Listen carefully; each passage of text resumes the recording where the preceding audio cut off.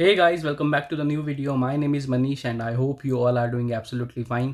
तो दोस्तों जैसे आपको पता है यूएस और इसराइल ने जो ईरान के ऊपर अटैक किया था वो किया था 28 ऑफ फेब को और आज है 7 ऑफ मार्च 2026 और इस हमले को एक हफ्ता हो चुका है और जो दुबई एयरपोर्ट है अभी भी पूरी तरह ऑपरेशनल नहीं हुआ है। टीसीएस, विप्रो, इन्फोसिस और एचसीएल टेक ने अपने सारे एम्प्लॉयज़ को जो ट्रैवल बैन है उसकी नोटिफिकेशन दे दी है। क्यों? क्योंकि अभी तक दुबई और अबू धाबी तक जो पूरा एयर स्पेस है वो पार्शली क्लोज्ड है। एमिरेट्स ने अपनी फ़्लाइट्स जो हैं वो 7 मार्च तक सस्पेंड कर रखी हैं। कतार एयरवेज़, एतिहाद सबके पास जो है वो लिमिटेड ऑपरेशन है। और सबसे बड़ी बात, लास्ट 6 डेज से इंडियन आईटी एम्प्लॉयज़ जो हैं वो फंसे हुए हैं। होटल्स में, टर्मिनल्स में, हर जगह वेटिंग चल रही है। गवर्नमेंट ने बोला है कि 7,000 जो इंडियन हैं उनको रेस्क्यू कर दिया गया है, लेकिन ग्राउंड रियलिटी में हज़ारों लोग अभी भी फंसे हुए हैं। टीसीएस के पास जो मिडल ईस्ट में उनके एम्प्लॉयज़ हैं वो 9,000 एम्प्लॉयज़ हैं और विप्रो, इन्फोसिस सबके हज़ारों लोग जो हैं वो अभी मिडल ईस्ट में काम कर रहे हैं।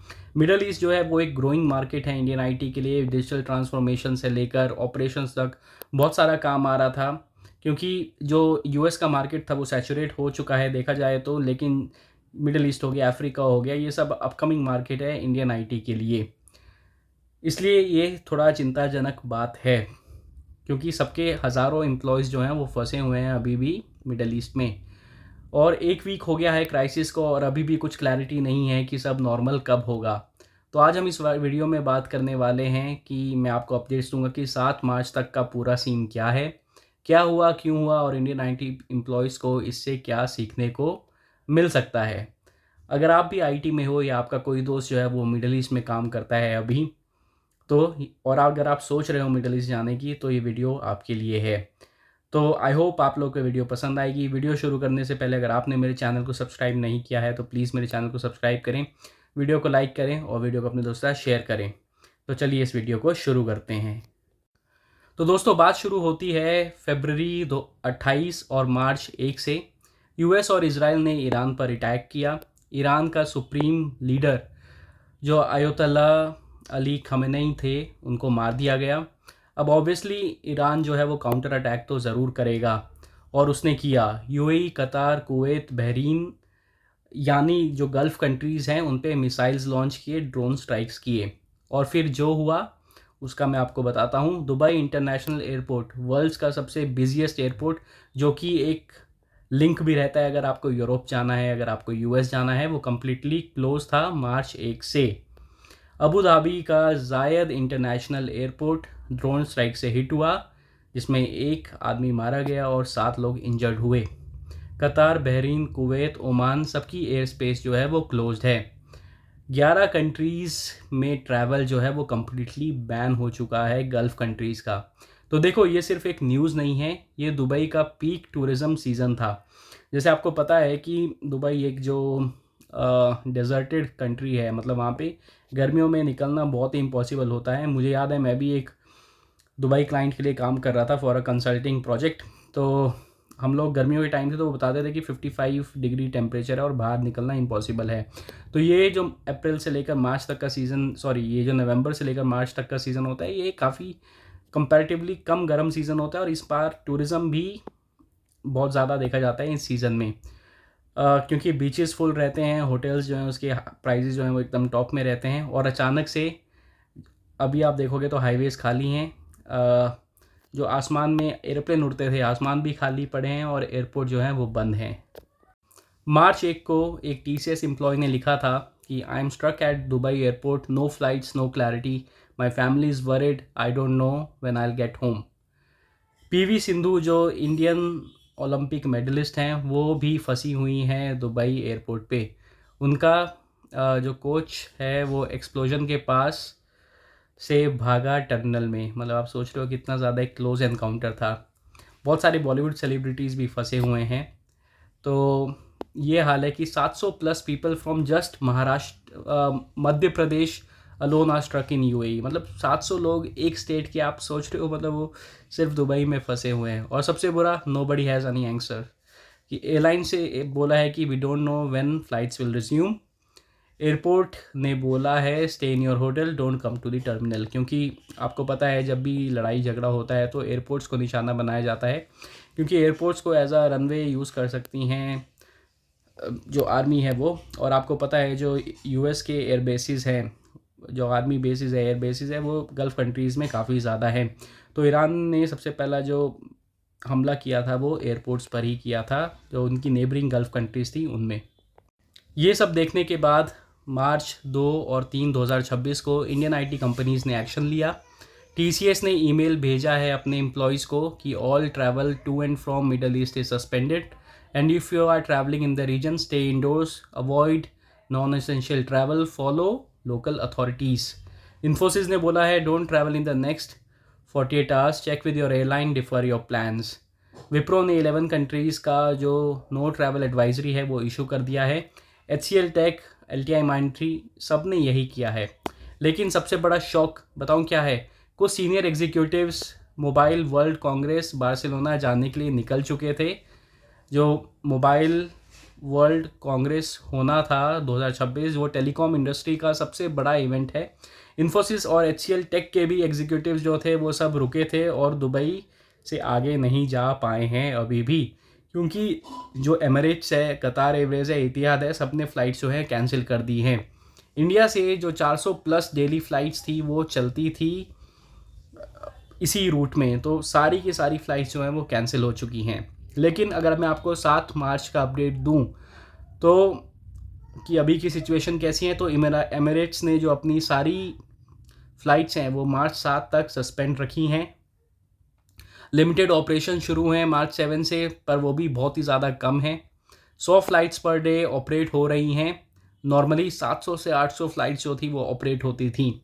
ओमान एयर ने बोला है कि दुबई फ़्लाइट्स कैंसिल है until March 8।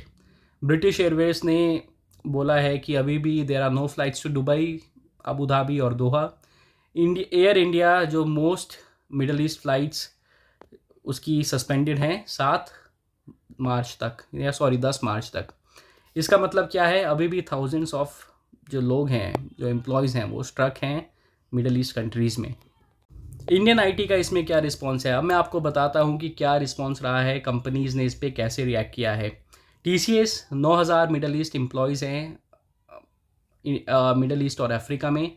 Travel completely suspended है, इनकमिंग आउटगोइंग ट्रांजिट सब कुछ सस्पेंडेड है। इंटरनल कॉल ट्री जो है वो एक्टिवेट कर दिया गया है, यानी हर एम्प्लॉय को कॉल करके चेक किया गया है कि वो सेफ़ है या नहीं। इंडियन एम्बेसी के साथ कोऑर्डिनेशन कर रहे हैं टीसीएस। और एक इंटरनल ईमेल में लिखा था कि for employees in transit at Dubai, Abu Dhabi airports remain calm, follow airline instruction and your safety is your priority, your and our priority. जो इन्फोसिस है उसने बोला है कि एम्प्लॉयज़ को 48 आवर डिफरमेंट एडवाइस दी है। Check your airline updates, don't travel unless absolutely necessary. एक एम्प्लॉय ने बताया है we were told to wait, hotel vouchers भी दिए थे, but nobody knows when will this end. Wipro जो 11 कंट्रीज़ में ऑपरेट करता है, UAE, Qatar, Arabia, Saudi Arabia, Bahrain, Kuwait, Jordan और लेबनान, सबके लिए उसने नो ट्रैवल एडवाइजरी जो है वो जारी कर दी गई है। उसके हंड्रेड्स ऑफ एम्प्लॉयज़ जो है वो अफेक्टेड हैं। विप्रो के मेजर हब्स हैं अबू धाबी, दुबई, मस्कट, दोहा, इस्तांबुल, रियाद में। मतलब विप्रो काफ़ी ज़्यादा ऑपरेशनल है मिडल ईस्ट कंट्रीज़ में। जो नैस्कॉम है उसने, इंडिया के आईटी बॉडी है, आपको पता है नैस्कॉम, उन्होंने एक एडवाइजरी दी है कि all members of all the companies enable work from home for the employees who are working in the affected region. सबसे बड़ा क्वेश्चन है कि इसका रेवेन्यू इम्पैक्ट क्या है। तो टीसीएस के लिए जो वेस्ट एशिया और अफ्रीका थे वो कंट्रीब्यूट करते थे 2 to 3% of the revenue. Wipro के लिए 11% of the revenue which includes Asia Pacific. तो शॉर्ट टर्म में ज़्यादा फ़र्क नहीं पड़ा है, लेकिन अगर एक क्राइसिस वीक्स तक चलता रहा और अगर आपके क्लाइंट्स कहें कि we can't do business in this uncertain region any more, और अगर डिजिटल ट्रांसफॉर्मेशन प्रोजेक्ट जो हैं वो डिले हो जाए, तब क्या होगा, तब एम्प्लॉयज़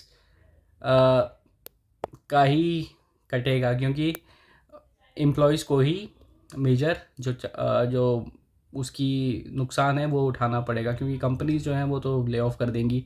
पर ये बहुत ही अनलाइकली सिचुएशन है, क्योंकि ये मुझे नहीं लगता इतना ज़्यादा चलेगा। लेकिन थोड़ा बहुत जो शॉर्ट टर्म हिकअप्स हैं आ सकते हैं, जो आपके काम करने का तरीका है मिडल ईस्ट में उस पे। तो what it is like to be stranded. एक आईटी एम्प्लॉय ने रेडिट पे लिखा है कि I been in Dubai airport for 36 hour, slept on bench, hotel vouchers मिला था लेकिन होटल्स अभी भी पूरे फुल हैं। My family is panicking, my project deadline is approaching, my manager keeps calling but I can't do anything. एक और दूसरे एम्प्लॉय ने लिखा है कि my visa is expiring in 3 days, if I can't fly out I will over stay. UAE के laws बहुत ज़्यादा स्ट्रिक्ट हैं और आई डोंट नो कि क्या होगा। इस पे थोड़ी बहुत अपडेट है कि यूएई गवर्नमेंट ने अनाउंस किया है कि ओवरस्टे जो फाइन्स है वो वेव ऑफ किए जाएंगे, क्योंकि जो एम्प्लॉयज़ हैं वो स्ट्रक हुए हैं ड्यू टू अ क्राइसिस। लेकिन फिर भी जब तक ये नहीं हुआ तो स्ट्रेस तो होता ही है। अब मैं आपको बताता हूँ कि मिडल ईस्ट की इम्पोर्टेंस क्या है। एक बिगर क्वेश्चन मैं आपसे पूछता हूँ कि ये सब क्यों इम्पोर्टेंट है इंडियन आईटी कंपनीज़ के लिए, मतलब दुबई में इतने सारे एम्प्लॉयज़ क्यों हैं। क्योंकि जो मिडल ईस्ट है वो एक ग्रोथ मार्केट है। देखो यूएस और यूरोप वो अब सैचुरेटेड हो चुके हैं, ग्रोथ बहुत ज़्यादा स्लो है, कंपटीशन बहुत ज़्यादा है, मार्जिन्स बहुत कम है। लेकिन मिडल ईस्ट गल्फ़ कंट्रीज़ जैसे यूएई, सऊदी अरेबिया, कतार, सब कह रहे हैं we don't only depend only on oil revenue. तो उन्होंने क्या किया, उन्होंने डिजिटल ट्रांसफॉर्मेशन जो है वो स्टार्ट कर दिया है। स्मार्ट सिटीज़ डेवलप हो रही हैं, AI, cloud, cyber security, e governance, इन सब में काफ़ी ज़्यादा जो इन्वेस्टमेंट थी वो आ रही थी जो मिडिल ईस्टर्न कंपनीज़ हैं उनकी तरफ से। और ये सब कौन करेगा, ये सब कर रही थी Indian IT companies, TCS, Infosys, Wipro, सब मिडिल ईस्ट में मैसिव प्रेजेंस बिल्ड किया है। सबके खुद के ऑफिसेज हैं, डिलीवरी सेंटर्स हैं और क्लाइंट रिलेशनशिप पिछले काफ़ी सालों में काफ़ी हद तक बिल्ड हुआ है इन कंट्रीज़ में। रेवेन्यू कंट्रीब्यूशन अभी छोटा है, 2 से लेकर 11% ऑफ द टोटल रेवेन्यू ही है जो मिडल ईस्ट से आता है, लेकिन फ्यूचर ग्रोथ यहीं से आने वाली थी। सऊदी की विजन 2030, यूएई की एआई स्ट्रैटेजी, कतर के स्मार्ट सिटी प्रोजेक्ट्स, ये सब एक मैसिव अपॉर्चुनिटीज़ हैं। लेकिन अब थोड़ा अनसर्टेनिटी बढ़ गई है, वॉर है, इंस्टेबिलिटी है। क्लाइंट्स सोच रहे हैं कि अभी भी हम लोगों की प्रायोरिटी ये होनी चाहिए या हमें कुछ और पे इन्वेस्ट करना है। तो ये सब कुछ हो रहा है अभी मिडल ईस्ट में, जो मैंने आपको बताया, लोग फंसे हुए हैं, फ्यूचर स्ट्रैटेजीज़ का कोई भरोसा नहीं है। तो आपको बताना आपको वीडियो कैसी लगी। आई होप आप लोग को वीडियो पसंद आई होगी, कुछ नया ट्राई किया है मैंने आपको इन्फॉर्मेशन देने के लिए। तो आज की वीडियो को यहीं तक रखते हैं, आई होप आप लोग को पसंद आएगी। वीडियो पसंद आई है तो प्लीज़ मेरे चैनल को सब्सक्राइब करें, वीडियो को लाइक करें और वीडियो को अपने दोस्तों के साथ शेयर करें। मैं मिलता हूँ आपको नेक्स्ट वीडियो में, तब तक के लिए bye bye, take care and have a nice day.